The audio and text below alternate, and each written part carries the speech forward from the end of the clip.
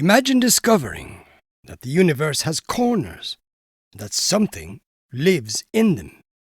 Something that can reach you from a place where time itself has no meaning.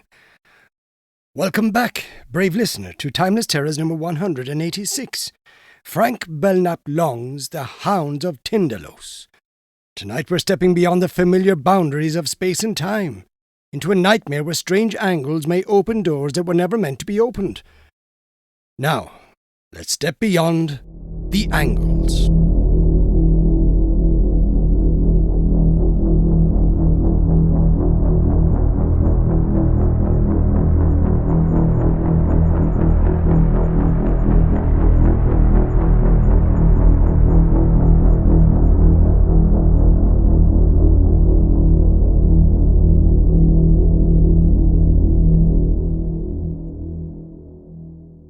"I'm glad you came," said Chalmers.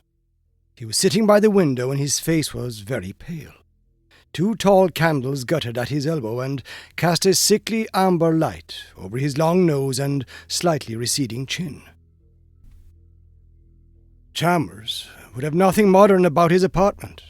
He had the soul of a medieval ascetic, and he preferred illuminated manuscripts to automobiles, and leering stone gargoyles to radios and adding machines. As I crossed to the room to the settee he had cleared for me, I glanced at his desk and was surprised to discover that he had been studying the mathematical formulae of a celebrated contemporary physicist, and that he had covered many sheets of thin yellow paper with curious geometric designs. "Einstein and John Dee are strange bedfellows," I said as my gaze wandered from his mathematical charts to the 60 or 70 quaint books that comprised his strange little library. Plotinus and Emmanuel Moschopoulos, St. Thomas Aquinas, and Frenicle de Bessy stood elbow to elbow in the sombre ebony bookcase, and chairs, table, and desk were littered with pamphlets about medieval sorcery and witchcraft and black magic, and all of the valiant, glamorous things that the modern world has repudiated. Chalmers smiled engagingly and passed me a Russian cigarette on a curiously carved tray.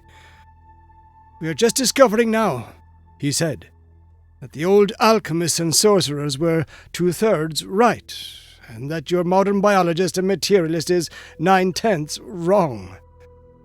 "You have always scoffed at modern science," I said, a little impatiently. "Only at scientific dogmatism," he replied. "I have always been a rebel, a champion of originality and lost causes. That is why I have chosen to repudiate the conclusions of contemporary biologists." "And Einstein?" I asked. "A priest of transcendental mathematics," he murmured reverently. "A profound mystic and explorer of the great suspected." "Then you do not entirely despise science?" "Of course not," he affirmed. "I merely distrust the scientific positivism of the past 50 years, the positivism of Haeckel and Darwin and of Mr. Bertrand Russell. I believe that biology has failed pitifully to explain the mystery of man's origin and destiny." "Give them time," I retorted. Chalmers' eyes glowed. "My friend," he murmured, "your pun is sublime. Give them time. That is precisely what I would do. But your modern biologist scoffs at time. He has the key, but he refuses to use it. What do we know of time, really? Einstein believes that it is relative, that it can be interpreted in terms of space, of curved space. But must we stop there? When mathematics fails us, can we not advance by insight?" "You are treading on dangerous ground," I replied. "That is a pitfall that your true investigator avoids. That is why modern science has advanced so slowly. It accepts nothing that it cannot demonstrate. But you—" "I would take hashish, opium, all manner of drugs. I would emulate the sages of the East, and then perhaps I would apprehend—" "What?" "The fourth dimension." "Theosophical rubbish." "Perhaps, but I believe that drugs expand human consciousness. William James agreed with me, and I've discovered a new one." "A new drug?" "It was used centuries ago by Chinese alchemists. but it is virtually unknown in the West. Its occult properties are amazing. With its aid and the aid of my mathematical knowledge, I believe that I can go back through time. I do not understand. Time is merely our imperfect perception of a new dimension of space. Time and motion are both illusions. Everything that has existed from the beginning of the world exists now. Events that occurred centuries ago on this planet continue to exist in another dimension of space. Events that will occur centuries from now exist already. We cannot perceive their existence because we cannot enter the dimension of space that contains them. Human beings as we know them are merely fractions, infinitesimally small fractions of one enormous whole. Every human being is linked with all the life that has preceded him on this planet. All of his ancestors are parts of him. Only time separates him from his forebears, and time is an illusion, and does not exist. I think I understand, I murmured. It will be sufficient for my purpose if you can form a vague idea of what I wish to achieve. I wish to strip from my eyes the veils of illusion that time has thrown over them, and see the beginning and the end. And you think this new drug will help you? I am sure that it will, and I want you to help me. I intend to take the drug immediately. I cannot wait. I must see. His eyes glittered strangely. I am going back through time. He rose and strode to the mantel. When he faced me again, he was holding a small square box in the palm of his hand. I have here 5 pellets of the drug Liao. It was used by the Chinese philosopher Lao Tzu, and while under its influence he visioned Tao. Tao is the most mysterious force in the world. It surrounds and pervades all things.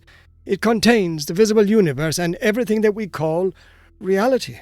He who apprehends the mysteries of Tao sees clearly all that was and will be.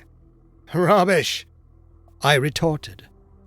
Tao resembles a great animal, recumbent, motionless, containing in its enormous body all the worlds of our universe, the past, the present, and the future. We see portions of this great monster through a slit which we call time. With the aid of this drug I shall enlarge the slit. I shall behold the great figure of life, the great recumbent beast in its entirety. And what do you wish me to do? Watch, my friend. Watch and take notes. And if I go back too far, you must recall me to reality. You can recall me by shaking me violently. If I appear to be suffering acute physical pain, you must recall me at once. Chalmers, I said, I wish you wouldn't make this experiment. You are taking dreadful risks. I don't believe that there is any 4th dimension, and I emphatically do not believe in Tao. I don't approve of your experimenting with unknown drugs. I know the properties of this drug, he replied. I know precisely how it affects the human animal, and I know its dangers. The risk does not reside in the drug itself. My only fear is that I may become lost in time. You see, I shall assist the drug. Before I swallow this pellet, I shall give my undivided attention to the geometric and algebraic symbols that I have traced on this paper. He raised the mathematical chart that rested on his knee. I shall prepare my mind for an excursion into time. I shall approach the 4th dimension with my conscious mind before I take the drug, which will enable me to exercise occult powers of perception. Before I enter the dream world of the Eastern mystics, I shall acquire all of the mathematical help that modern science can offer. This mathematical knowledge, this conscious approach to an actual apprehension of the 4th dimension of time, will supplement the work of the drug. The drug will open up stupendous new vistas. Mathematical preparation will enable me to grasp them intellectually. I have often grasped the 4th dimensions in dreams, emotionally, intuitively, but I have never been able to recall, in waking life, the occult splendors that were momentarily revealed to me. But with your aid, I believe that I can recall them. You will take down everything that I say while I am under the influence of the drug. No matter how strange or incoherent my speech may become, you will omit nothing. When I awake, I may be able to supply the key to whatever is mysterious or incredible. I am not sure that I shall succeed, but if I do succeed... His eyes were strangely luminous. Time will exist for me no longer. He sat down abruptly. I shall make the experiment at once. Please stand over there by the window and watch. Have you a fountain pen? I nodded gloomily and removed a pale green waterman from my upper vest pocket.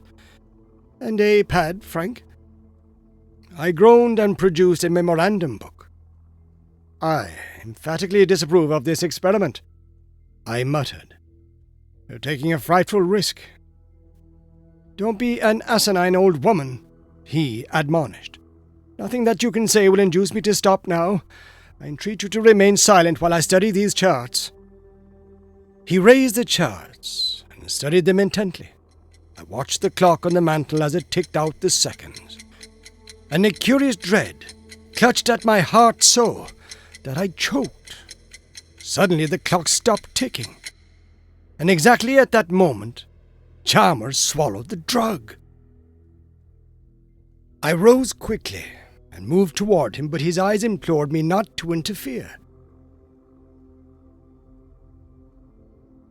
The clock has stopped, he murmured. The forces that control it approve of my experiment. Time stopped, and I swallowed the drug. I pray God that I shall not lose my way. He closed his eyes and leaned back on the sofa. All of the blood had left his face and he was breathing heavily. It was clear that the drug was acting with extraordinary rapidity. It is beginning to get dark, he murmured. Right, that. It is beginning to get dark and the familiar objects in the room are fading out. I can discern them vaguely through my eyelids, but they are fading swiftly. I shook my pen to make the ink come and wrote rapidly in shorthand as he continued to dictate. I am leaving the room. The walls are vanishing, and I can no longer see any of the familiar objects. Your face, though, is still visible to me. I hope that you are writing. I think that I am about to make a great leap. A leap through space. Or perhaps it is through time that I shall make the leap. I cannot tell. Everything is dark, indistinct. He sat for a while, silent, with his head sunk upon his breast. Then suddenly he stiffened and his eyelids fluttered open. God in heaven! He cried. I see! He was straining forward in his chair, staring at the opposite wall, but I knew that he was looking beyond the wall and that the objects in the room no longer existed for him. Chalmers! I cried. Chalmers, shall I wake you? Do not! He shrieked. I see everything. All of the billions of lives that preceded me on this planet are before me at this moment. I see men of all ages, all races, all colors. They are fighting, killing, building, dancing, singing. They are sitting about rude fires on lonely grey deserts, and flying through the air in monoplanes. They are riding the seas in bark canoes and enormous steamships. They are painting bison and mammoths on the walls of dismal caves and covering huge canvases with queer futuristic designs. I watched the migrations from Atlantis. I watched the migrations from Lemuria.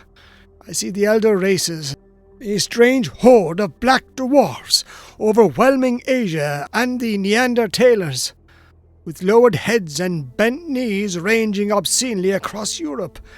I watched the Achaeans streaming into the Greek islands and the crude beginnings of Hellenic culture. I am in Athens, and Pericles is young. I am standing on the soil of Italy. I assist in the rape of the Sabines. I march with the imperial legions. I tremble with awe and wonder as the enormous standards go by and the ground shakes with the tread of the victorious Hastati. 1,000 naked slaves grovel before me as I pass in a litter of gold and ivory drawn by night-black oxen from Thebes, and the flower girls scream, Ave Caesar! As I nod and smile, I am myself a slave on a Moorish galley. I watch the erection of a great cathedral. Stone by stone it rises, and through months and years I stand and watch each stone as it falls into place. I am burned on a cross, head downward in the thyme-scented gardens of Nero, and I watch with amusement and scorn the torturers at work in the chambers of the Inquisition. I walk in the holiest sanctuaries. I enter the temples of Venus. I kneel in adoration before the Magna Mater, and I throw coins on the bare knees of the sacred courtesans who sit with veiled faces in the groves of Babylon. I creep into an Elizabethan theatre, and with the stinking rabble about me, I applaud the Merchant of Venice. I walk with Dante through the narrow streets of Florence. I meet the young Beatrice, and the hem of her garment brushes my sandals as I stare enraptured. I am a priest of Isis, and my magic astounds the nations. Simon Magus kneels before me, imploring my assistance, and Pharaoh trembles when I approach. In India, I talk with the masters and run screaming from their presence, for their revelations are as salt on wounds that bleed. I perceive everything simultaneously. I perceive everything from all sides. I am a part of all the teeming billions about me.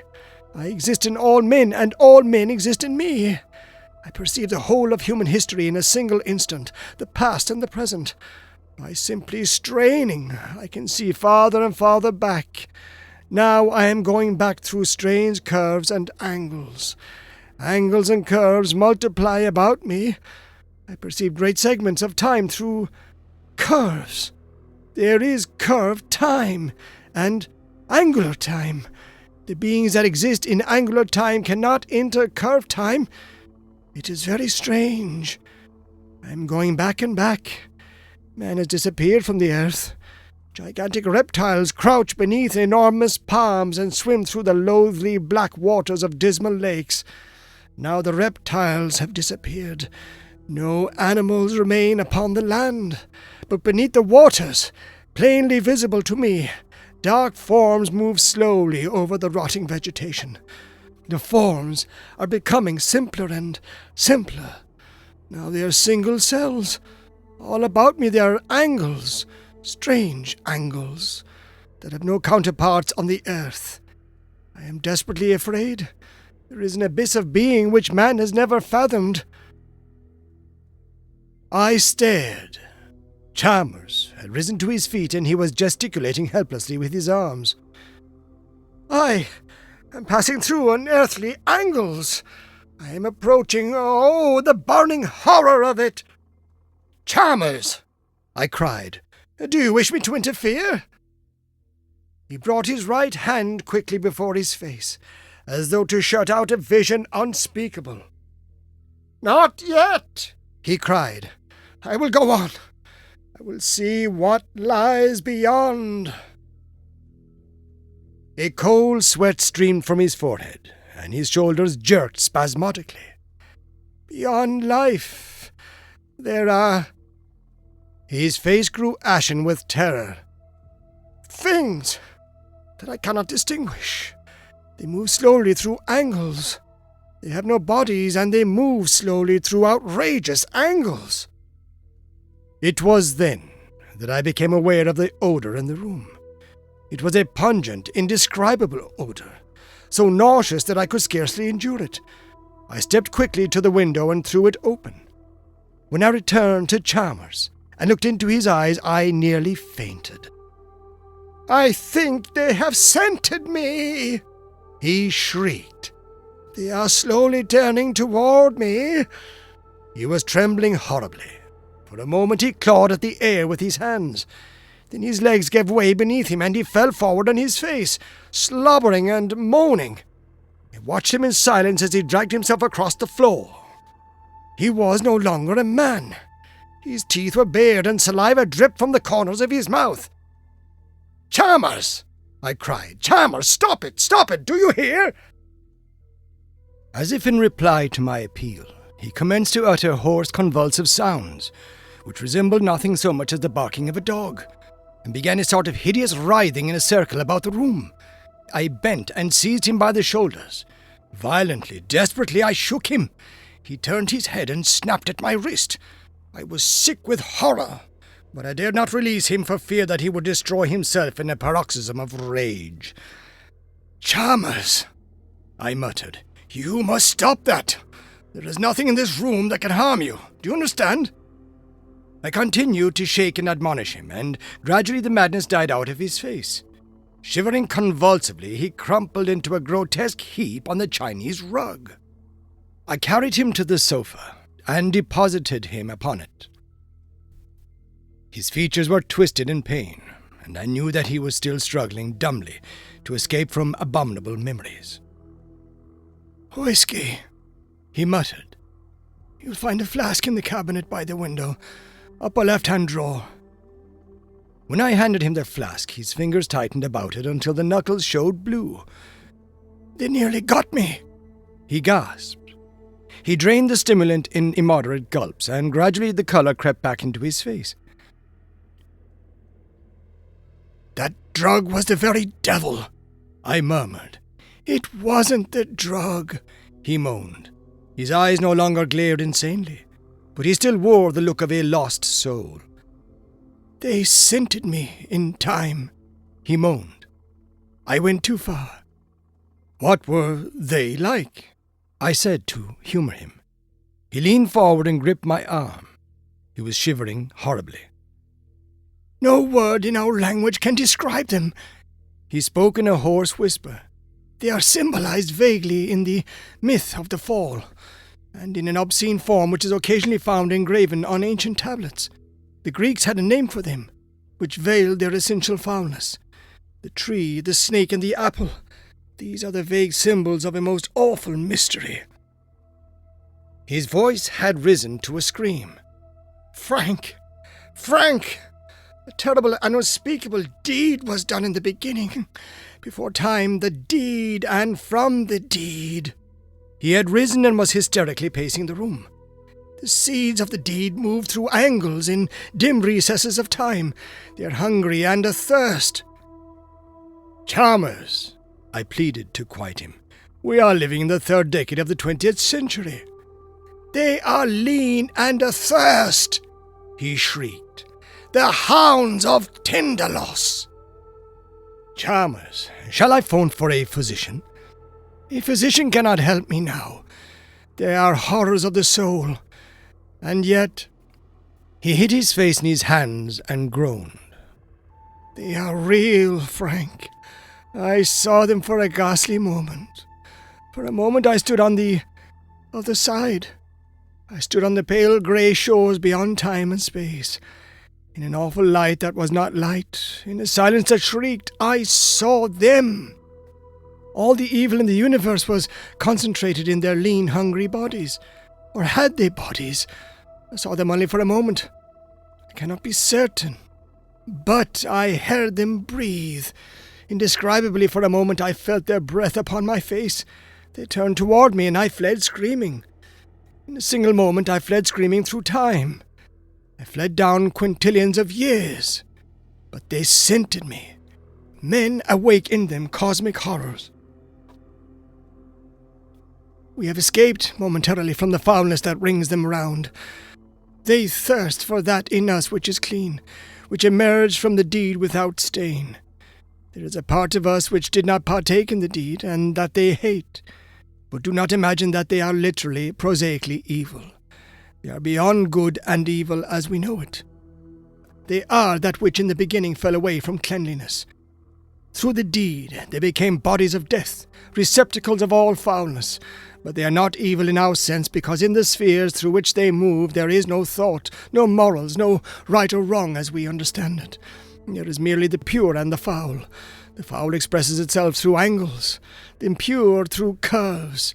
Man, the pure part of him, is descended from a curve. Do not laugh. I mean that literally. I rose and searched for my hat.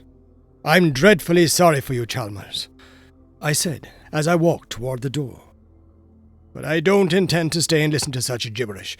I'll send my physician to see you. He's an elderly, kindly chap, and he won't be offended if you tell him to go to the devil. But I hope you'll respect his advice. A week's rest in a good sanatorium should benefit you immeasurably. I heard him laughing as I descended the stairs, but his laughter was so utterly mirthless that it moved me to tears.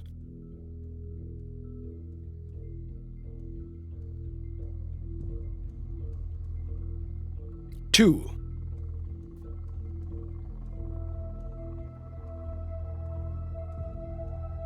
When Chalmers phoned the following morning, my first impulse was to hang up the receiver immediately. His request was so unusual, and his voice was so wildly hysterical, that I feared any further association with him would result in the impairment of my own sanity. But I could not doubt the genuineness of his misery, and when he broke down completely and I heard him sobbing over the wire, I decided to comply with his request. "Very well," I said. "I will come over immediately and bring the plaster." En route to Chalmers' home, I stopped at a hardware store and purchased 20 pounds of plaster of Paris. When I entered my friend's room, he was crouching by the window watching the opposite wall out of eyes that were feverish with fright. When he saw me, he rose and seized a parcel containing the plaster with an avidity that amazed and horrified me. He had extruded all of the furniture, and the room presented a desolate appearance. "It is just conceivable that we can thwart them," he exclaimed. "But we must work rapidly. Frank, there is a stepladder in the hall. Bring it here immediately, and then fetch a pail of water." "What for?" I murmured. He turned sharply, and there was a flush on his face. "To mix the plaster, you fool," he cried. "To mix the plaster that will save our bodies and souls from a contamination unimaginable. To mix the plaster that will save the world from... Frank, they must be kept out." "Who?" I murmured. "The Hounds of Tindalos," he muttered. "They can only reach us through angles. We must eliminate all angles from this room. I shall plaster up all of the corners, all of the crevices. We must make this room resemble the interior of a sphere." I knew that it would have been useless to argue with him. I fetched the stepladder. Chalmers mixed the plaster, and for 3 hours we laboured.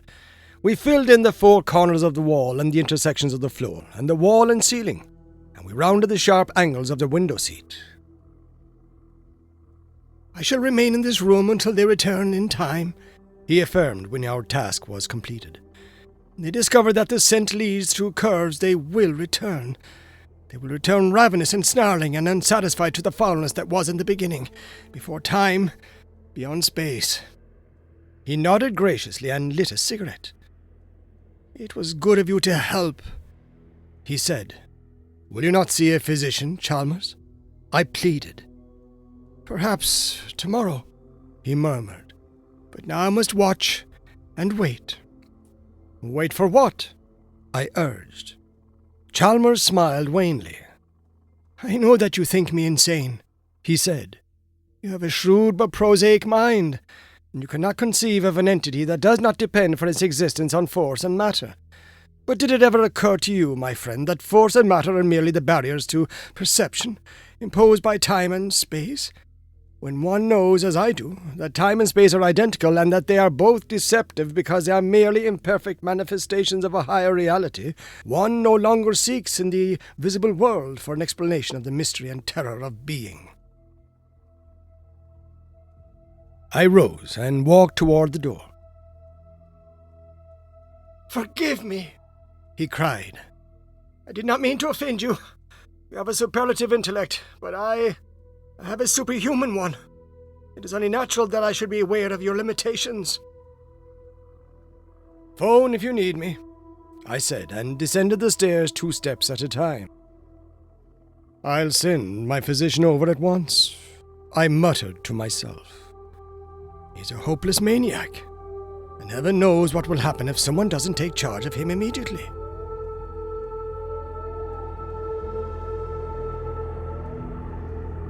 Three. The following is a condensation of 2 announcements which appeared in the Partridgeville Gazette for July 3, 1928. "Earthquake shakes financial district at 2 o'clock this morning. An earth tremor of unusual severity broke several plate glass windows in Central Square and completely disorganized the electric and street railway systems. The tremor was felt in the outlying districts, and the steeple of the First Baptist Church on Angel Hill, designed by Christopher Wren in 1717, was entirely demolished. Firemen are now attempting to put out a blaze which threatens to destroy the Partridgeville glue works. An investigation is promised by the mayor, and an immediate attempt will be made to fix responsibility for this disastrous occurrence. Occult writer murdered by unknown guest. Horrible crime in Central Square mystery surrounds death of Halpin Chalmers at 9 a.m. today. The body of Halpin Chalmers, author and journalist, was found in an empty room above the jewelry store of Smithick and Isaacs, 24 Central Square. The coroner's investigation revealed that the room had been furnished to Mr. Chalmers on May 1st, and that he had himself disposed of the furniture a fortnight ago. Chalmers was the author of several recondite books on occult themes and a member of the Bibliographic Guild. He formerly resided in Brooklyn, New York. At 7 a.m., Mr. L.E. Hancock, who occupies the apartment opposite Chalmers' room in the Smithick and Isaacs establishment, smelt a peculiar odor when he opened his door to take in his cat in the morning edition of the Partridgeville Gazette. The odor he describes as extremely acrid and nauseous, and he affirms that it was so strong in the vicinity of Chalmers' room that he was obliged to hold his nose when he approached that section of the hall. He was about to return to his own apartment when it occurred to him that Chalmers might have accidentally forgotten to turn off the gas in his kitchenette. Becoming considerably alarmed at the thought, he decided to investigate. And when repeated tappings on Chalmers' door brought no response, he notified the superintendent. The latter opened the door by means of a passkey, and the two men quickly made their way into Chalmers' room. The room was utterly destitute of furniture, and Hancock asserts that when he first glanced at the floor, his heart went cold within him, and that the superintendent, without saying a word, walked to the open window and stared at the building opposite for fully 5 minutes. Chalmers lay stretched upon his back in the center of the room. He was starkly nude, and his chest and arms were covered with a peculiar bluish pus, or ichor. His head lay grotesquely upon his chest. It had been completely severed from his body, and the features were twisted and torn and horribly mangled. Nowhere was there a trace of blood. The room presented a most astonishing appearance. The intersections of the walls, ceiling, and floor had been thickly smeared with plaster of Paris, but at intervals fragments had cracked and fallen off, and someone had grouped these upon the floor about the murdered man so as to form a perfect triangle. Beside the body were several sheets of charred yellow paper. These bore fantastic geometric designs and symbols and several hastily scrawled sentences. The sentences were almost illegible and so absurd in context that they furnished no possible clue to the perpetrator of the crime. "I am waiting and watching," Chalmers wrote.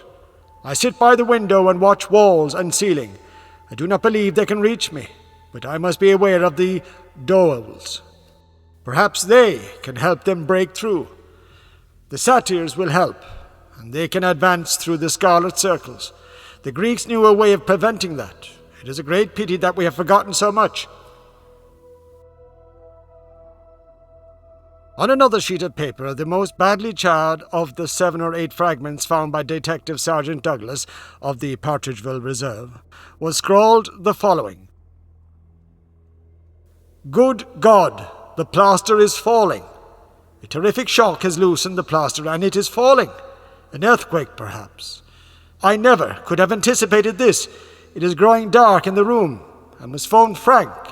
But can he get here in time? I will try. I will recite the Einstein formula. I will. God, they are breaking through. They are breaking through. Smoke is pouring from the corners of the wall. Their tongues. Ah!" In the opinion of Detective Sergeant Douglas, Chalmers was poisoned by some obscure chemical. He has sent specimens of the strange blue slime found on Chalmers' body to the Partridgeville Chemical Laboratories, and he expects the report will shed new light on one of the most mysterious crimes of recent years. That Chalmers entertained a guest on the evening preceding the earthquake is certain, for his neighbour distinctly heard a low murmur of conversation in the former's room as he passed it on his way to the stairs. Suspicion points strongly to the unknown visitor, and the police are diligently endeavouring to discover his identity.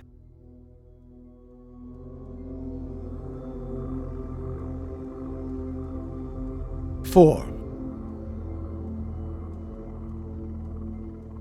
Report of James Morton, chemist and bacteriologist. My dear Douglas, the fluid sent to me for analysis is the most peculiar that I've ever examined. It resembles living protoplasm, but it lacks the peculiar substances known as enzymes. Enzymes catalyze the chemical reactions occurring in living cells, and when the cell dies, they cause it to disintegrate by hydrolyzation. Without enzymes, protoplasm should possess enduring vitality, i.e., immortality. Enzymes are the negative components, so to speak, of unicellular organism, which is the basis of all life. That living matter can exist without enzymes, biologists emphatically deny. And yet the substance that you have sent me is alive, and it lacks these indispensable bodies. Good God, sir, do you realize what astounding new vistas this opens up?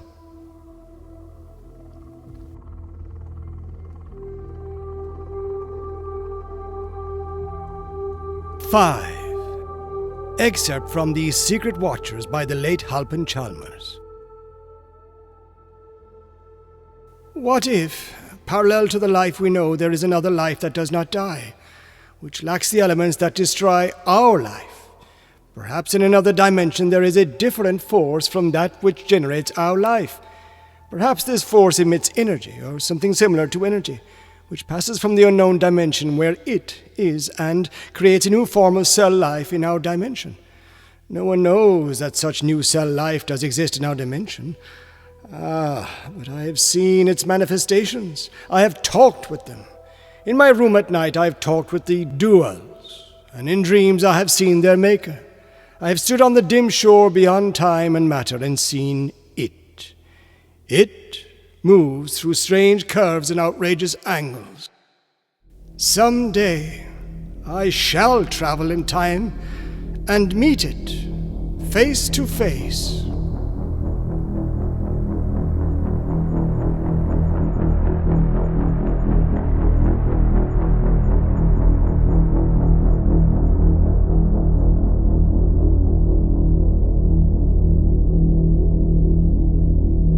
And so we return from the angles, though perhaps we should never have gone there in the first place.